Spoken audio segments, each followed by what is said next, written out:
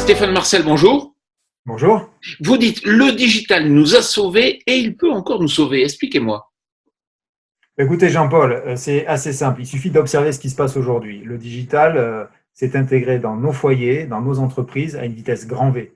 Grâce aux plateformes digitales collaboratives, les visioconférences, les réseaux sociaux, etc., on a pu conserver dans cette phase de crise difficile, de confinement, un semblant d'activité. On a conservé un fond de roulement sur l'activité. Il suffit d'observer. Il suffit de regarder que nos gamins ont pu continuer un peu d'école grâce à la plateforme ENT. Il suffit de regarder que, regardez, on est en visioconférence aujourd'hui et on peut continuer à interagir. Il suffit de regarder certaines enseignes qui ont su résister un petit peu à cette période de fermeture en permettant du business qui se faisait dans leur magasin d'aller sur leur site marchand, leur site e-commerce. Bref, le digital est devenu un levier dans des moments de crise. Alors, il l'était avant, hein. Il y a le conjoncturel et puis il y a le structurel. La digitalisation était en marche, mais là, ça s'est accéléré.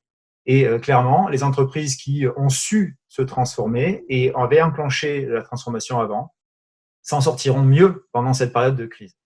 Le second constat que je fais, Jean-Paul, c'est aussi que l'individualisme n'est pas gagnant, que c'est l'union qui fait la force et c'est les logiques d'écosystème qui sont clairement beaucoup plus résilients pour le futur. En agriculture, c'est le monde coopératif qui illustre très très bien cela. Ça fait 150 ans que les agriculteurs bossent ensemble pour justement surmonter d'autres crises. Ils ont passé d'autres crises.